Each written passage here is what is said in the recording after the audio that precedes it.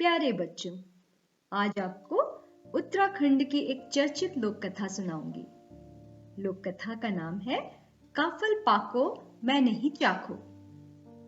यह कहानी है दूर पहाड़ों में बसे एक गांव की, जहां जीवन संघर्ष में लगे हुए माँ और बेटी अपनी जिंदगी बसर करते हैं। विधवा माँ के पास खेती के लिए जमीन का एक टुकड़ा रहता है और एक पशु भी। माँ पशु के लिए चारा ढोकर लाती, चूल्हे के लिए लकड़ियां ढोती और बेटी उसके साथ चलते चलते छोटे छोटे फूल चुनती। धीरे धीरे माँ ने भी उसे लकड़ियां ढोना, चारा, गोबर ढोना सिखा दिया था, जिससे बड़े होकर वह भी जिम्मेदारियों का बोझ ढोना सीख जाए। जब पहाड़ों पर बर्फ पिघलती है और धीरे धीरे धूप तेज होने लगती, तब मार्च के महीने में जंगलों में काफल लगते हैं, जो अप्रैल माह के अंत तक पककर तैयार हो जाते। तब माँ को काफल बेचकर पैसे कमाने का एक और जरिया मिल जाता। माँ जंगल जाती और खूब सारे पके हुए काफल तोड़कर लाती और उन काफलों को बेचकर कुछ पैसे कमा कर लाती। जब माँ बाजार जाकर काफल बेचती थी, तब बेटी घर का सारा काम करती थी। उनके लिए वो थोड़े से पैसे किसी बड़ी खुशी से कम न थे।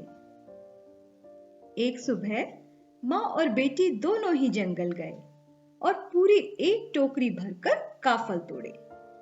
बेटी का मन बार बार काफल खाने का कर रहा था, लेकिन माँ ने मना कर दिया, क्योंकि उन्हीं को बेचकर तो पैसा मिलता।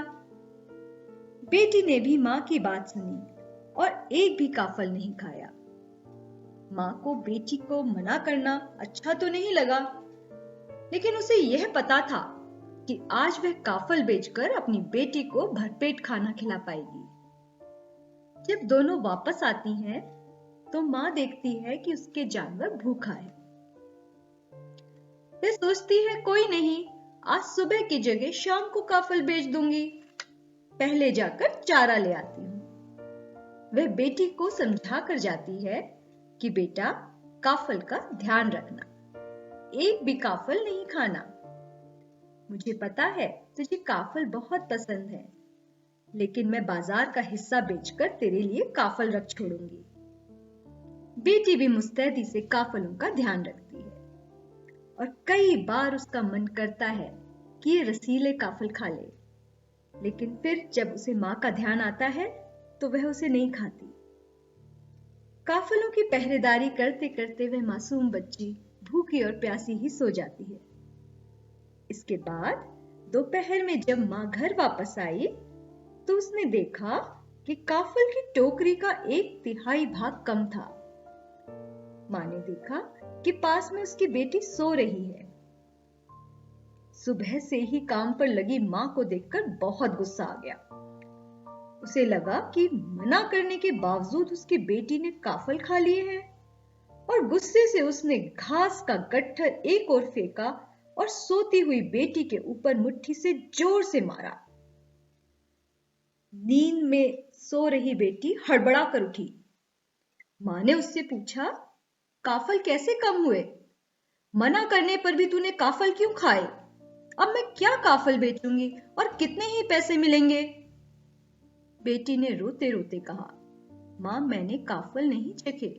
मुझे नहीं पता कि काफल कैसे कम हुए। पर माँ ने एक न सुनी और उसे मारती रही। अचानक छिटक कर बच्ची दूर गिरी और पत्थर से टकरा गई और वहीं उसकी मृत्यु हो गई। बेटी के सिर से खून बह रहा था।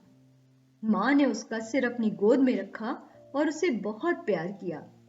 उसे एहसास हुआ कि गुस्से में आकर आज उसने अपने ही इकलौते सहारे को खत्म कर दिया था। रोते रोते कब शाम हुई उसे पता ही नहीं चला।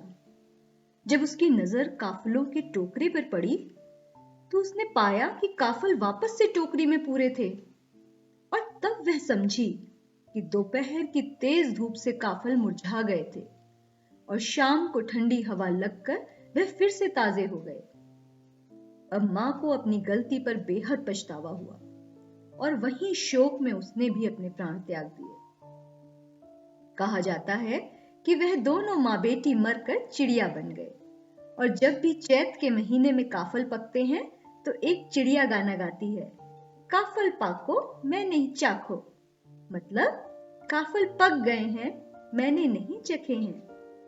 तभी दूसरी चिड़िया कहती है, पुर पुतई पुर पुर। मतलब पूरे हैं बेटी, पूरे हैं। तो बच्चों, ये थी उत्तराखंड की मार्मिक कहानी काफल पाको मैं नहीं चाखो। कहानी आपको कैसी लगी कमेंट सेक्शन में जरूर बताना। लाइक करना, शेयर करना और चैनल को सब्सक्राइब करना।